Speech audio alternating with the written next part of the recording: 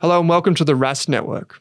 What you're about to hear and see is limited to general financial information only. Please be sure to speak to your financial planner or refer to our financial services guide available at rask.com.au/FSG before acting on the information.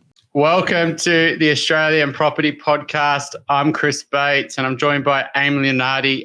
We're on a mission to become Australia's most trusted podcast. We're about 12 months into that journey now, and over 20,000 plus people are tuning in different forms on different players. So thank you so much for joining us, and thank you for joining me today, Amy. You're super excited to do another episode with you.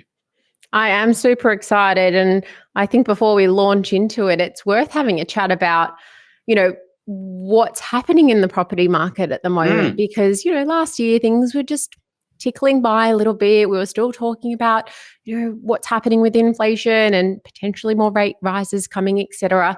And I found, and I don't know if you were the same, Chris, that we got to November, December last year and everything got super quiet. We had that surprise rate rise. We had Christmas coming up. We had a bit of fatigue in the market and everyone was kind of twiddling their thumbs and sitting on their hands.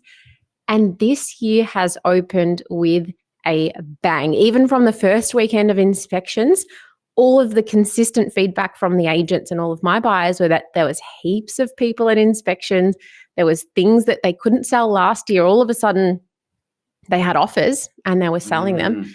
And not sure about you, Chris, but my inquiry levels have been the strongest they have been in since I can remember. So something's really changed. Something's shifted.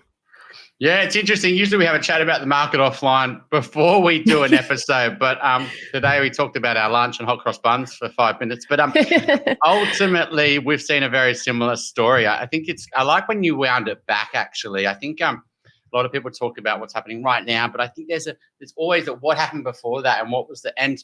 Coming into that October, November, I absolutely agree with you. There was a little bit of trepidation. There was that extra rate rise.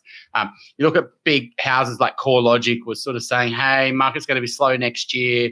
The growth and on an annual rate's actually slowing and it's really, running out of steam. And I was like, I don't know if I really buy that. I mean, I could see that there was still a huge pent-up demand in our buyers. There's still a lot of people who want to buy and who want to enter the market who haven't entered.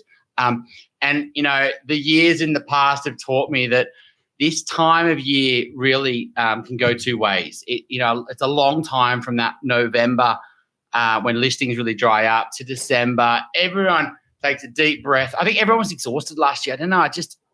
Maybe they didn't go on enough holidays or maybe that return to it was just, I don't know, I felt like everyone was really tired, more than normal. And then by the time January came around, absolutely our inquiry started to increase again and the news cycle flipped. It went from, a little bit, hey, more rate rises are coming to actually inflation's getting under control. And then the papers started talking about rate cuts. And Pete and I spoke about this, pre-Christmas that, this could catch people off guard. And what you're seeing now is, auction clearance rates for the last couple of weeks have been up, right? And surprising people. And so that's what you're probably seeing as well. Open homes are busier. And when you said around buyers, I don't want to make this episode about too much around now, but I think the buyers in the market right now, particularly the ones that are willing to make offers, are usually the buyers who have been burnt over the last couple of booms. And that's why I think, Amy, your inquiry is probably going up, because you're great at what you do and you're always going to get inquiry with a growing business. But I also think buyers agents get a bit more inquiry once people are really more active and they're really ready to go. And this is what our episode today is probably more about is, how to buy property faster. Amy sent me through the title and I think it's a really powerful episode and we hopefully make it full of great content for you. Yeah. So to segue that kind of market recap into what we will be talking about, it's certainly not a case of us saying, oh my gosh, the market shifted. If you're thinking about buying, you better rush into it. Absolutely not. So really the point of this episode is to run through the different phases of buying, because you can't just all of a sudden one day wake up and say, I'm ready to buy a house and you go shopping tomorrow. I mean, maybe some people can, but it's not quite that simple. So we'll break down the different phases of buying and talk about how long it normally takes, how long it should take, why you'd want to do it faster.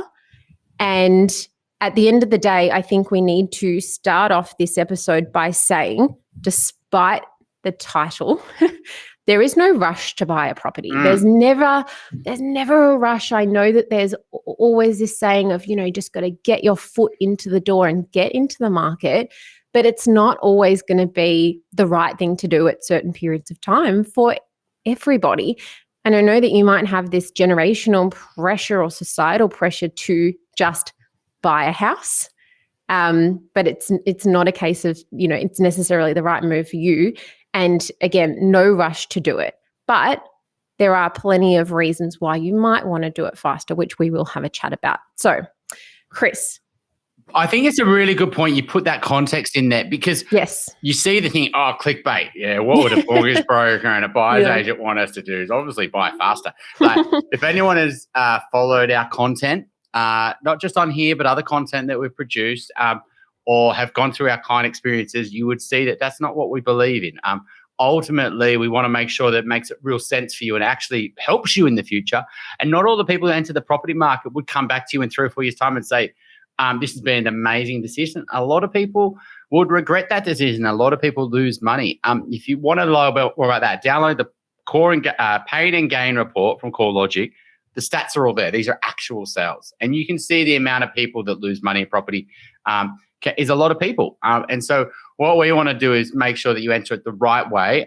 Today's episode is really about how could you speed up that process rather than, because time is money if you're buying good assets. If you could have potentially got into the market in 12 months and got a good asset versus, 2.5 years where you still got there, but you would have entered the market 18 months earlier. That opportunity cost can be quite big. And then potentially you could make some changes today that could speed up that process. So that's what we want to chat about today. Absolutely.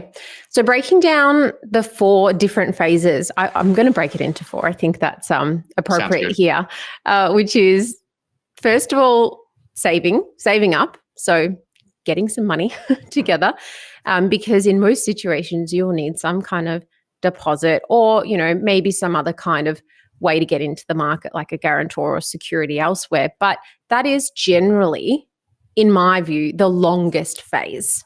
And then we've got the getting a mortgage phase, the research phase, and the active buying phase. So Chris, naturally, you're going to have a chat about the first 2 phases, and then I'll deep dive a little bit more into the other 2. And I know that there wouldn't necessarily be any statistics out there around timeframes for this because no one's doing a poll or tracking when everyone is starting to say, hey, okay, I'm saving for a property now, and how long does it actually take from start to finish? But, we'll give you some benchmarks around what we see. So, Chris, I guess with that savings phase, how long should people budget for? Is this something that could be expedited? Is there averages that you see? I think I would sort of broaden the saving phase a little bit and say it's just about getting financially ready and getting your mindset right. I think it's a time where absolutely it may take years, to save that deposit. But sometimes people's misunderstanding of the deposit is completely wrong. You think they need a 20% deposit and maybe they think they don't need stamp duty. They can enter the market with a 5% deposit. And so it's really that education, financially getting yourself ready, making sure you clean up your credit file, making sure that you get into some strong, steady employment, that you where you've got it and you actually get good at building those financial habits and, like you say, saving. I think this phase, you can absolutely speed it up. I've seen lots of clients over the years that, living the good life, everything they earn, they spend, and then all of a sudden the light switch changes. And then 6 months later, they go, bang, we've saved $40,000, or 12 months later, and because they've just prioritized up their value chain. They've made the cutbacks. They've looked at all the little savings like, getting better car insurance or letting go of subscriptions they're not using. And they've just kind of gone all in on improving their situation financially. And so, it's and I think that's when sometimes people do go to parents as a parent, in fast forward in the future, if my kids are out living the good life and say, hey, Daddy, can you buy me a property? I'll be like, well, you're not really doing any great financial habits. Can you just go and save a certain amount first and show me that you're willing to compromise and actually work for this? And I think that's when we've seen people go and their deposit really quickly increases because their parents see how much they've invested in doing this. And then they say, well, I can bridge that gap for you. Not everyone can do this, but that's where I've seen that deposit really increase fast when people are focused on it. Yeah, and at the end of the day, there's only so much that you might be able to do, whether that's temporarily or, for a little while increasing your income, whereas that's getting a whole new job or working more hours or getting a second or a third job. And I have seen people do that for a short period of time to turbocharge their savings, but it's not necessarily sustainable, especially if you're working, double time. Reducing your spending, which is sometimes easier than being said. And then from there, it's time. So you could do everything that you could possibly do to earn more and spend less, but then you'll still potentially have a savings goal that you need to work towards, and it will take a certain amount of time until you get there. But the key way to figure out what this goal is, because, what's that saying? Without a goal, you can't score. Is that a sports saying? That sounds pretty good. I like it. Yeah. Without a goal, you can't score. So, but to get that goal in place, you need to figure out what your options are. So it's never too early to speak to a mortgage broker to be able to say, this is a goal of mine. How much should I be saving? Because they will look at your income. They will look at your, the other ways that you could potentially build that deposit up, schemes and grants you might be eligible, all of these things, and say, okay, here's where we want to be. And here's how you need to get there. They're not going to sit down and put your budget together or anything, but they'll be able to put that tangible goal in place for you. Yeah, absolutely. And things are always changing. I mean, July last year in New South Wales, you had no stamp duty up to 1.5 million. That was a game changer for a lot of people that, before it was up to 800, then it was 1.5 million. And they go, well, actually, that's something we really want to buy.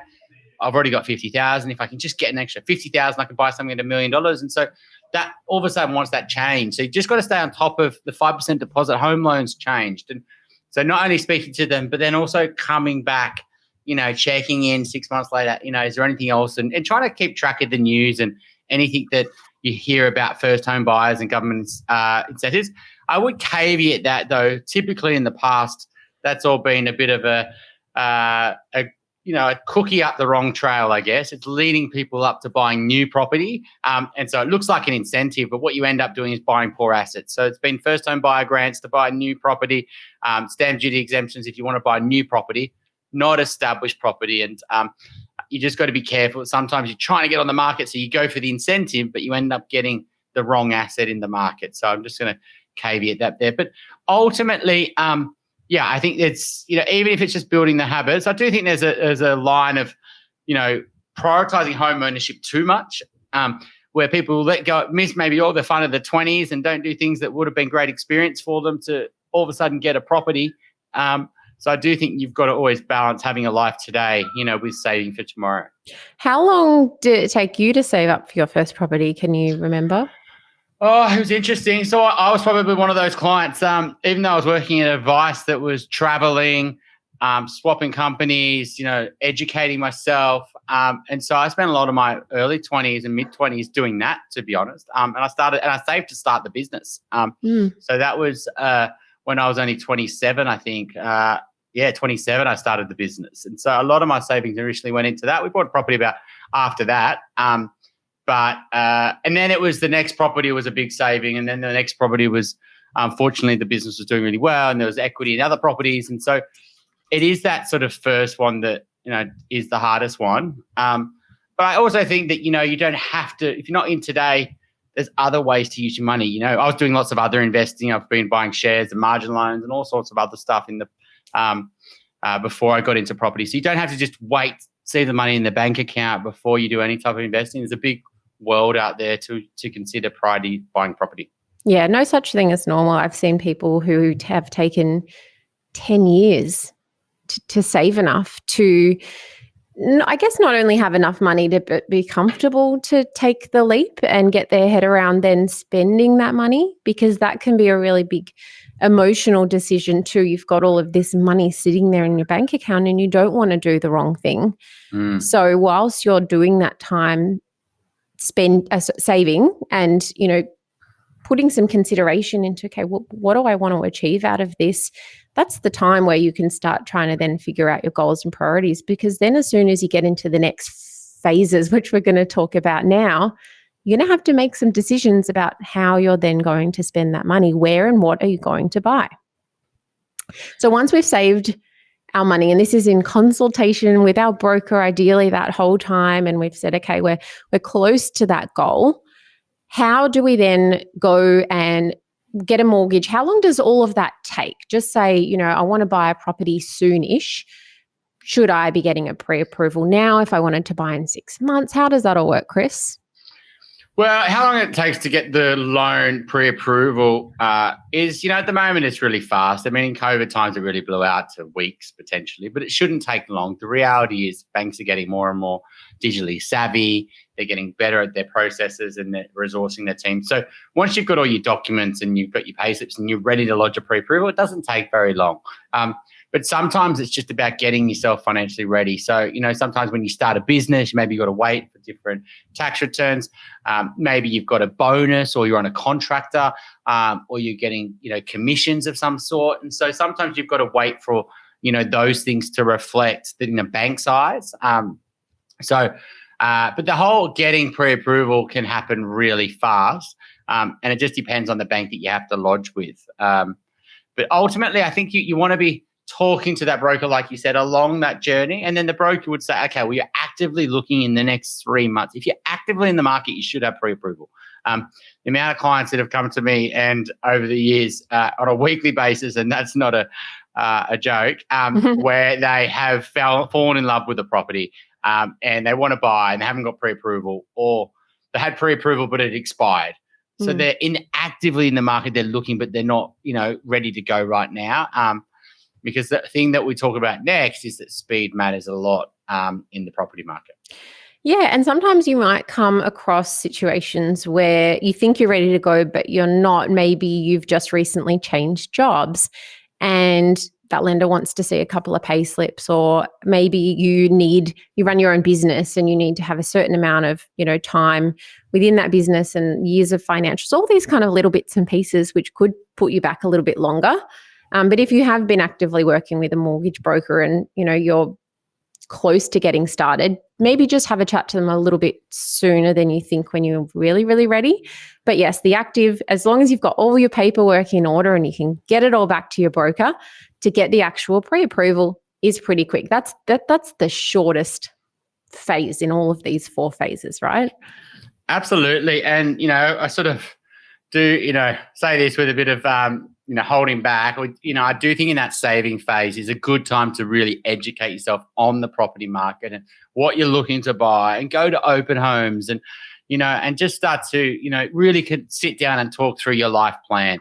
And, the compromises you're willing to make as a single or a couple or as a family, and what matters more to you. And, these type of conversations, because these can be big conversations, particularly when you're trying to catch your partner to have a big life chat.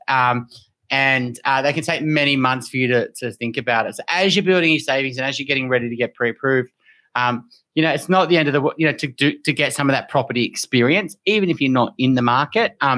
And so when you are ready with the finance, you're more active, you're more willing to, and you've got those sort of reference points to be able to, understand things much faster. I do, you just got to be careful. Sometimes people then go, oh, well, maybe I could make it happen. It's such a great opportunity to buy, and I don't want to let it go. And maybe I could so people go sometimes for the first property, they look for an opportunity rather than what the right property is for them, and what's a great investment, because they think it sounds like a bargain, and they just try to buy a property so they can enter the market. And I think that's where that danger comes. Sometimes when people are watching the market and looking, opportunities present themselves and they snap up and they go in the wrong direction. Yeah. So even though we're now doing this research phase as the third phase that we're talking about, it actually really comes before the pre-approval phase. It definitely, in my opinion, should come before that, because it can take a really, really, really long time, especially for some people, to do this research. And when I'm talking about research, I'm not talking about sitting down and creating spreadsheets and trawling through core logic and that kind of thing, because I love property, and even to me that sounds not super exciting. But the research phase is really a combination of, first of all, figuring out what you want to achieve out of all of this. What's your overarching strategy? Is this a home? Is this an investment? How long are you going to live there for? What priorities do you have in your life based on the timeframes that you want to live there? All of those things. So that's like personal strategy. That forms part of the research phase. It's super, super important. The research phase is also around then educating yourself on what you can buy and where you can buy for your budget. So you're going to have an idea around how much you can spend, make a decision on whether you're comfortable with spending that based on the mortgage repayments. And then you'll say, okay, well, these are my options. Maybe I could buy an apartment closer to the city, or buy a townhouse further out, or a house further out, or an investment property interstate. You're going to be then faced or presented with a lot of different options. It might be really clear straight away if you already know what you want and where you want to live, which is great. And then I guess the third phase of that research part is, well, how do you go and buy a property? How are you going to teach yourself how to do all of this? If you don't engage a buyer's advocate and you don't have a really close network of friends and family that can hold your hand through all of this, how are you going to learn how to do it? Because we don't really get taught this. And if you're listening to this podcast, you're probably already actively seeking information anyway.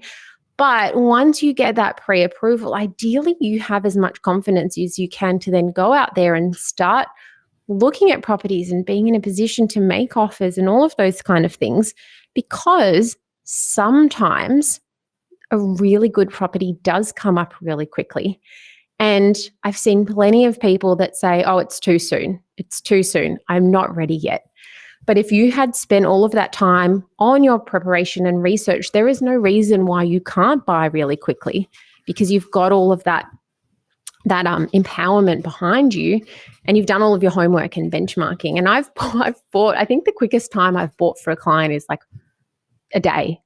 Because I knew exactly what they wanted. I found the perfect property straight away and they bought it. And for me, just for context, as a buyer's agent, my average time frame to buy a client from the day that we sign up together, bearing in mind that I do all the homework with them before I sign them up. That's really important to make a point about. My average time frame to buy for someone is 6 to 8 weeks-ish. And yes, I'm a professional, but what that suggests is you can do that too. It's not a rush. It's not a race. But and what I would say is I don't even know what the average time that buyers would take to buy for themselves, but it would be way longer than that. Would you way longer. Tend to agree with me? But if you're doing everything properly, like we do as buyers agents, there's no reason why you couldn't buy within that time frame. Again, not a rush, but why look for any longer than you need to? Because with looking for a really, really long time, especially when it becomes like 8, 12 plus months, I promise you'll start to get fatigued and exhausted and despondent, and you'll start spending money on building inspections. And it's no fun when it gets to that time frame. It never needs to take that long, unless you're looking for something that's super, super rare, and in which case your research will tell you that anyway. And you just, know that that's going to take a long time. You took the words out of my mouth there, Amy. I think it does, go down to sometimes the scarcity of what you're looking for. And scarcity can be sometimes a catch-22, right?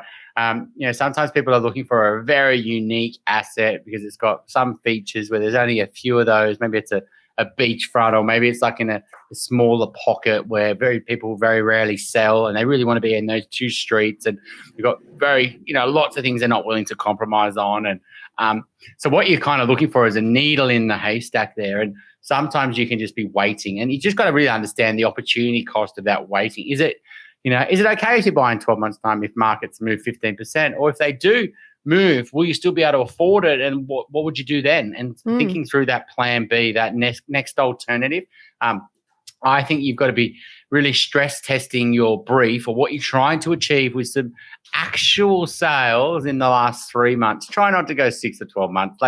You kind of want to see how many properties, even just looking through the portals and, the land registry service in New South Wales, for example, has all the past sales and some that, would have been off market and things like that. And thinking through, well, how many of these realistically would we have considered based on our brief? And, I'll tell you my benchmark. I'll tell you my benchmark for that, because I have had to come up with a number to give people when they're doing their homework.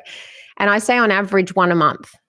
Yeah. To say that it's achievable. And when I say 1 a month, that's a property that in theory, like maybe you walked through it or maybe you saw it sold online, but it ticks all the boxes on paper and has sold within your budget. On average, 1 a month. So you'd say like 6-ish over the last 6 months. 8 would be even better. And that demonstrates a realistic and achievable brief. If you can only find 1 or 2, that's a bit concerning, especially because you say you found one recent sale. You're like, this is the only one I can see that I could have afforded, but look, it's perfect. You don't know the background behind that sale. Maybe it sold cheap because it had a problem with it or for whatever reason. But 1 is not enough to give you confidence that that's recreatable. In fact, it suggests it's a very high scarcity property. So either you have to have patience, but if you have patience, like you said before, Chris, you have to then have a bit of a buffer so that if the market moves up or if that property comes up and it's competitive, you can fight for it too. That's the thing, isn't it? There's lots of properties people would love to live in or probably been great investments, but sometimes they're out of budget.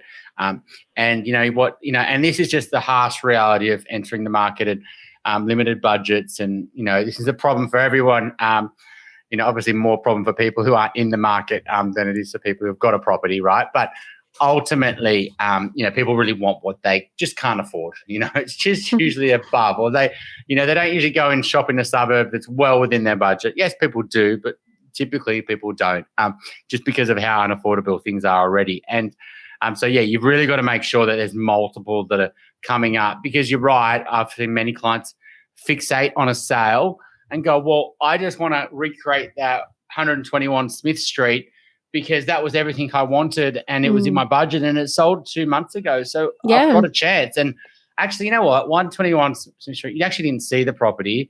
It had building issues. It had, privacy problems that you couldn't see on the pictures. The red bedrooms were small. You didn't think about that. There was issues with the DA next door. Like there's all these. And then all of a sudden the seller did a really quick sale because it was, a family pressure or there was a really hot auction near down the road that everyone went to. And then this one kind of got There's so many variables. Variables. And those things you just don't know. You just see the price and the property and, and sometimes, and vice versa though, sometimes people would think that, I can't afford anything in the market because there was one sale and it was way more than we can afford. Well, that could have just been a super, super hot auction and it just went 10, 15% above. I had one on the weekend that went at least 10, 15% higher than we not only did the comparable sales suggest, but we had a competitive buffer on that and it still went 15, 20 over.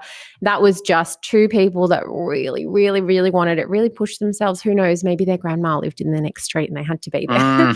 But yes, we need a broad variety and selection of data to be able to make decisions. So the whole point of this research phase, and I get clients to do a lot of this before we start working together, because once we start working together, we need to hit the ground running as buyers agents.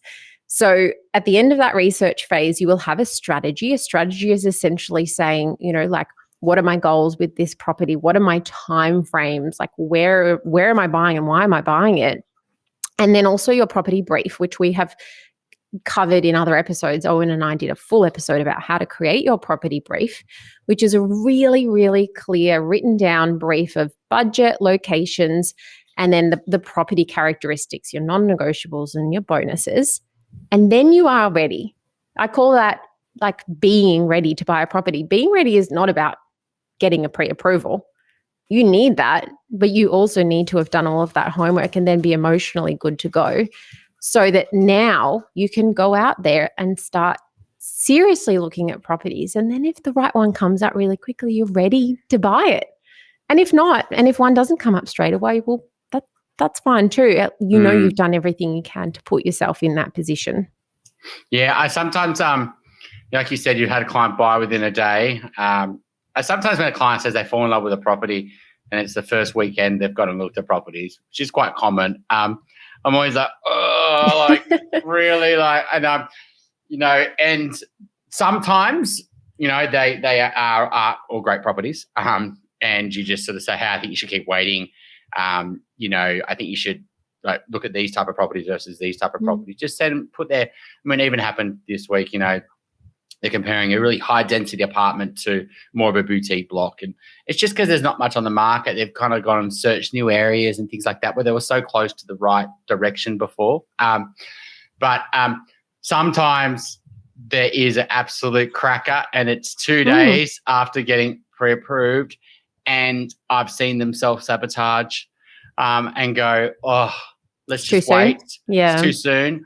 And 3-6 months later, they're still thinking about that property that they missed out on and that they could have put their furniture in and things like that. And so the only way to get that confidence to transact is you have a professional like a buyer's agent who really knows the market and can lay it out for you and say, you know what, this is a really good property and it really suits what you're telling me. Even though it's 2 days in, you really should consider it. These are the reasons why. The only way you're going to get that is with a professional that knows that market, who you really trust. Or you've been in the market 12 months and you've seen everything else on the market and everything's been. And so I think that's a really good way to bypass that research phase is that local specialist buyer's agent.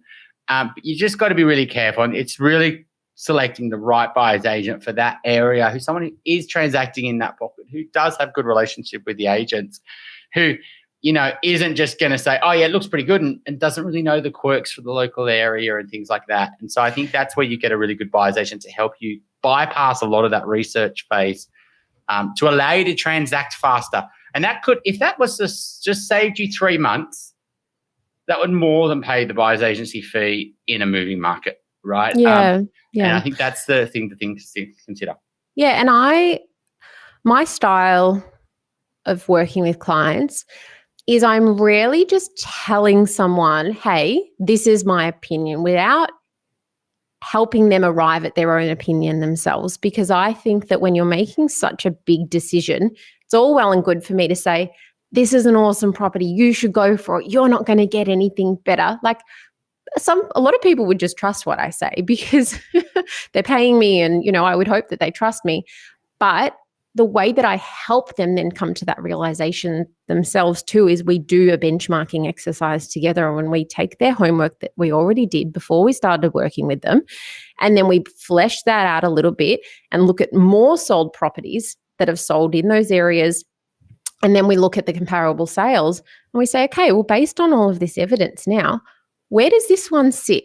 Is this one sit towards the top in terms of ticking all of your boxes and how much you really like it compared to all those other ones, noting that you probably haven't walked through them? Does it sit somewhere in the middle? Does it sit towards the bottom? If it's towards the top, that will help then give them more confidence that this is going to be a rare one to recreate and they should go for it. If it's sitting towards the middle or the bottom and they're just not feeling sure, then we wait. So that's just a helpful exercise that you can do yourself without a buyer's agent too, to help you make these decisions, because it is common that I see remorse of the one that got away, the one that came up too soon, the one that the partners couldn't agree on because they hadn't done the homework together. And it's, you know, it's disappointing when that happens, but you can be prepared to completely avoid that situation if you have done your research phase correctly. Yeah. I think the other thing is sometimes people still go for it, but they don't go for it with the pricing knowledge, the experience of, okay, absolutely. no, we want to go for it. I know it's only 2 days, but we're going to go for it. But then they miss on the second hurdle, which is, well, what are you going to pay for it? And what they do is they because they have a little bit of a bargain. I want to get it for a fair price and I want to get it for something that looks great on paper, rather than what's actually going to secure the property and what is actually worth given its asset quality, given what else is on the market, just given how much it suits them and their lifestyle and how good of an investment is it and how scarce is it. And I think that's where that premium isn't factored in, and someone else puts that premium on it and then you miss out. I had that happen really recently for a client, but just before they signed up with me, and it actually made them think, oh, we need a little bit of help, is that it was just one of the first ones they'd seen and they lacked the confidence around the value of the property, but then they were also they thought the agent was misleading them, and the agent said they had another buyer and was putting pressure on. And they're like, is this a tactic? We're not sure. And then it sold to that other person for more money. So that then segues us into this last phase, which is when you're in this active buying phase, how can you ensure that you're putting yourself in the best position to have an outcome? Because you can do all the homework in the world and be as mentally prepared as possible, but then you can still take ages to buy a property because you keep missing out on things, because you keep going for things that maybe are a bit over your budget because you haven't done the homework thoroughly enough, or you're relying on quote ranges rather than you're doing your own comparable sales. So in the active buying phase, I'm going to sort of talk you through what we do and as a buyer's agent, and these skills that you can go and then apply to your own situation. And this is how we get an outcome generally within 2 months. So the first thing that we do at the very beginning, once we've got our property brief in place, is that we make sure that we're searching online all of the time, just consistently checking for new properties, setting up alerts, setting up saved and new and sold alerts, so we can keep just track of what's coming up and what's selling, what are things going for, so that we don't miss anything online. Because sometimes if you take a week or two off, you can miss something that comes up, or if you haven't put the right filters in or whatever it is. And please don't put any more filters in than like locations and bedrooms and price, because once you start clicking things like car parking and pool and things like that, it's just not correct, by the way. So having that, but then also just as importantly as all of the online stuff is, and this is something that I don't think I've seen anyone ever do ever, by the way, we do it as buyer's agents, make a list of every single real estate agent that sells properties or has sold properties in those suburbs in the last 12 months and contact all of them. That's going to be a combination of email and calling and sometimes texting. And yes, there's such a thing as too much communication, but that's how you get on the agent's radars and get access to pre-market and off-market properties. And, this year alone, most of the properties we've bought are off-market.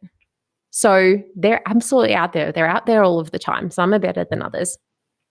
So then it's that constant proactive searching, agent communication, inspections, prioritizing inspections. I know people have kids sport and they've got dance lessons and they've got, archery, whatever they do as a hobby. Prioritize property inspections, because sometimes if you don't make that first open and they get an offer, maybe you don't get a chance to see through that property. You never want to miss out on a property due to you just not being prepared and ready. That can be really devastating. And then once you find a property that you like and you think, yes, this is a good quality contender, this is a green light, we call them, you need to then start doing your due diligence straight away. Start off with the free stuff, like doing your own appraisal, like getting a contract review if your solicitor doesn't charge anything, doing your council checks and all those kind of things, location checks. That's the free and cheap stuff. And then if you then think you've got a chance, you might get a building inspection up front or make your offer subject to a building inspection if that's appropriate. But do all of that straight away, because again, you can get a phone call. I got one just 2 hours ago to say, hey, this property that's going to auction on the 24th, it's selling tomorrow. So we're ready to do that. That's totally fine. But you don't want to ever again miss out just because you can't get everything ready because you've procrastinated. So being super proactive with your due diligence and analysis so that you're good to make an offer, either if someone else does or if there's an opportunity for you to make an offer sooner and take other people by surprise as well. I feel like this is not all rocket science, but you'd be surprised how many people miss out on properties just because they dilly-dally a little bit, either through lack of confidence or lack of knowledge or just not prioritizing it. Yeah, I think there's this phase. It becomes a little bit of a dance often between what the agent's saying, what's the media saying, what's my parents saying, what's my brother and sisters doing, what my friends doing, and all of a sudden there's all this noise. And what ends up happening is people start to lose focus on what they're trying to really achieve, and they stop looking at things, I guess, pragmatically, and they live more emotionally. And absolutely, I think there's, and then it's like, oh, I missed out on that property and I don't like what that agent said to me, and, I don't trust what they're saying. And I think there's all this, and ultimately I think you got to cut through that noise a lot of the time and going, right, I'm going to treat this a little bit like a military operation here, right? I'm going to be absolutely focusing on all the search that come on. I'm going to be ruling out things that don't suit. I'm going to consider things that are maybe. Is there things I could change the property that would make it? I'm not going to be just looking for this fully renovated property on the best street. I'm going to have to be a bit flexible. I think also it's having that second alternative. If your budget is tight and it's only one a month you can find, and that's, even arguable, I would say start searching your next best alternative now, because what I've seen, if markets are in upswings and prices are starting to rise, it doesn't take much for that one to turn to zero. And if that one is zero, then you have to think, I can't afford, it would say it's Melbourne, I can't afford Brunswick anymore. I might have to consider Coburg, right? Mm. And then they go, I'm looking at Coburg and I don't know if I really want to be here. What part of Coburg do I want to be in? It takes them 2 or 3 months to get clued up on Coburg. And then Coburg's run. Now they're like, okay, I might have to go, I don't know, look at North Coburg, or I have to start looking at, maybe go west or go further north. And then you have to get that other knowledge. And so when you've got a tight brief, I do think you should almost have 2 search locations. What you really prefer to do, and absolutely go hard if a property kicks all your boxes there. But if a property comes on, ticks all your boxes in that second location, you might have to go, am I better off to make that compromise and just go for that now, rather than trying to make that compromise in 3 months and then having to pay more money for it anyway. And I think that sometimes I've seen clients do that, where they said, we really wanted to be in that pocket, but we actually went and looked at this property in this suburb, and I didn't think we needed that space. But actually, when we went and saw the property, I didn't think we could get a place that space. And now we're willing to make that compromise on 2 more train stations or whatever it might be. But if they never went and looked at it, they would have all just been stuck focusing on that property that would have been, may not have happened. Yeah, absolutely right. And I think it's always worthwhile, touching on the point of market timing when we're talking about these things, because we're talking about, how to buy a property faster. And, again, no rush. But my attitude, and I know you and Pete and everyone in our little circle is the same, Chris, is really just buy when you're ready. And that is both financially and emotionally. And please do not try to time the market. And what we mean by that is the market goes up and the market goes down, and everyone will have an opinion on what's going to happen in the future. There will be friends, family, media, there will be economists, there will be influential figures in the property industries who you would think would know what's going to happen. And I promise you that nobody does. We clearly saw a couple of years ago that even the Reserve Bank doesn't know what's going to happen. So if they don't know, how would you know? So, and this is another sort of, I guess, reason why I see people procrastinating so much, is they're always waiting for something. Talking to people and they've been looking to buy for ages and they're saying, I'm just waiting for more stock. I'm just waiting for interest rates to come down. I'm just waiting for this or that. And the issue is that they sometimes wait indefinitely, because then once maybe that happens, they decide on, well, there's something else now I need to wait for. So if you do decide to wait for whatever reason, which is totally fine, just give yourself some parameters around that so that you're not constantly making excuses, because there will always be something in the market which will make people hesitate. Rates are too high, or not enough stock, or sentiment's too low, or just can't afford what I want. And in which case, you can self-sabotage. So just try and take a step back and reflect on yourself, because you might be the issue, not necessarily market in some cases. Absolutely. And this is, I guess, in that research phase, just making sure both parties are on this research phase. When we see that one does all the research and the other one's not really getting involved, then they're all of a sudden thrown into open homes and they're told they're making offers and they're going to lose all their savings. And that's really daunting if they haven't actually been on that journey with you. And so, and they will self-sabotage. I don't like it. It's, it's got a bad smell. It's blah, blah, blah. It's this, it's that. I actually want to be 100 meters closer to the train station, or whatever it might be. And I've seen that many times, where it's actually should be happening. All the ingredients are there. It makes such great sense. Great properties are there, but then one party's self-sabotaging because they just haven't been taken on the journey, and they're just like, well, I'm just holding my foot in the ground. I'm just going to keep saying no. And so, get both parties on board. Even if you think they don't really, and say, I don't really want to be a part of this, then just giving them lots of updates and just constantly checking in with them, how they're feeling with it, and have they got any concerns or anything, because that just might be all they really want. They don't really want to know all the detail. but they just want to be included in a small sense. I think that, don't just say, okay, if we don't want to be involved, I'll just do it all. I don't even think that works. I think you've got to have some type of inclusion. And the last thing I will mention with all of this is another way to help you buy your first home faster, or any property faster really, is to have a supportive team around you. So like you've said, Chris, your partner or your spouse, whoever you're buying with, your extended network who you might be tapping into for advice, make sure that their opinions are aligned, like their overall opinions are aligned with you. They're not overly pessimistic or whatever. But then, getting a great mortgage broker, figuring out, well, which legal rep am I going to use, building inspectors, buyer's agent, if you need that extra help, having that supportive team around you is also really important. And I find that especially with first home buyers, a mortgage broker that listens to you and you don't feel patronized, and that's really another way to help then get you into the market quicker. And if you can't afford to or just don't want to use a buyer's agent, take my advice, do my course if you live in Victoria, and apply the skills that I apply, because you can do it yourself, but you've got to teach yourself how to do it and then implement it as well. And then you will have a quicker and smoother journey than if you don't do all of those things. Good episode, Amy. 45 minutes. Hopefully everyone's still with us and have enjoyed that episode. And so thank you everyone for tuning in, and thanks for the chat, Amy. I look forward to the next one.